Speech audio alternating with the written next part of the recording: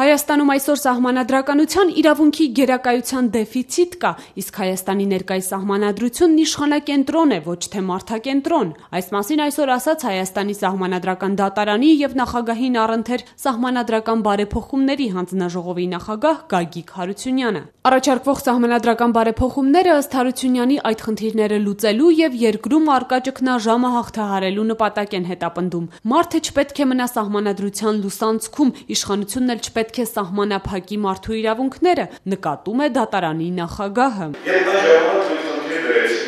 մեթոդաբանական նոր մոտեցում որդեգրել, հասունության ակտերի որոշակի շրջանում անցում կատարել այսպես կոչված իշխանակենտրոն սահմանադրական լուծումներից մարդակենտրոն սահմանադրական լուծումների։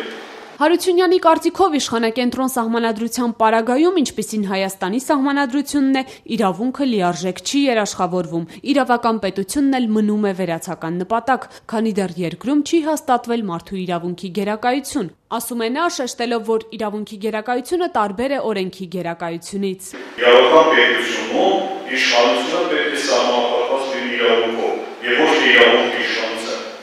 Իսկ այս սկզբունքը պետք է չափազանց լինի,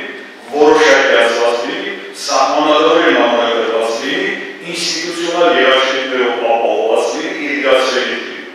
Մինչ բարձր դատարանի նախագահը վստահ է, որ սահմանադրական բարեփոխումները կլուծեն Հայաստանում արմատական խնդիրներ, քաղաքացիական հասարակության շատ ներկայացուցիչներ թերահավատ են այս հարցում։ Գյումրու ասպարեզ ակումբի նախագահ Լևոն Բարսեղյանն ասում է, որ սահմանադրական բարեփոխումը պետք է լինի հանրության կամքն ու ցանկությունը։ Բայց այս դեպքում 2003 թվականին Քոչարյանի նախաձեռնած, 2005 թվականների Քոչարյանի նախաձեռնած եւ կեղծիքներով անցկացված սահմանադրության ժամանակ հանրության կամք չի եղել։ Հիմա էլ չկա։ Ելեք փողոց հարցրեք 1000 հոգու, ասեք, ինչ ասես կասեք, բայց սահմանադրական բարեփոխման անունը երբեք չեն տա։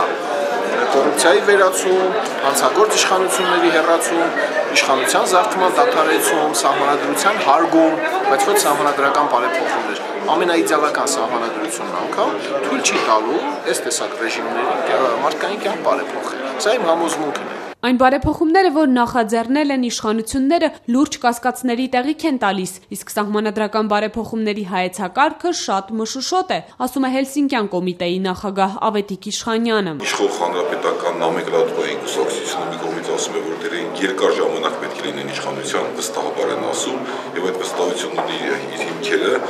որ ունենալով նրանք լծակները, նրանք կաթատվեր արտադրվելու միջոցներ ունեն, մյուս կողմից էլ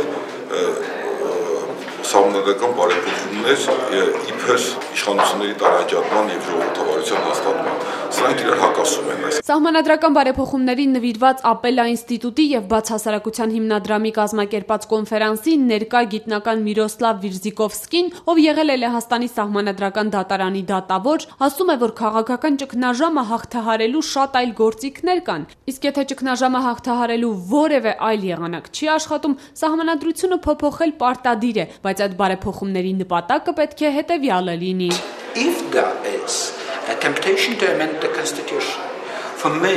the crucial point Ամենակարևոր հարցն այն է, թե այդ սահմանադրական բարեփոխումն ինչքանով է նպաստելու ժողովրդավարության հաստատմանը, իսկ ժողովրդավարության խնդիրն այսօր փոքրամասնությունների իրավունքները պաշտպանելն է։ Խորհրդարանական կառավարման համակարգի դեպքում պետք է պաշտպանված լինի քաղաքական փոքրամասնությունը, այսինքն ընդդիմությունը պետք է հնարավորություն ունենա հաղթելու հաջորդ ընտրություններում։ To give the chance to the opposition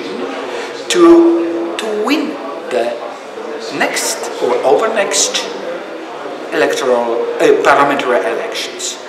Հրավիրյալ հաջորդ փորձագետ հունգարացի համեմատական սահմանադրական իրավունքի մասնագետ Դանիել Սմիլովն իր հերթին կարծիք հայտնեց, որ խորհրդարանական կառավարման համակարգը գործում է այնպիսի երկրներում, որտեղ հաճախակի տեղերով փոխվում են իշխանությունն ու ընդդիմությունը։ Սահմանադրական բարեփոխումների հանձնաժողովը, հիշեցնենք, առաջարկում է հենց կառավարման համակարգի փոփոխություն։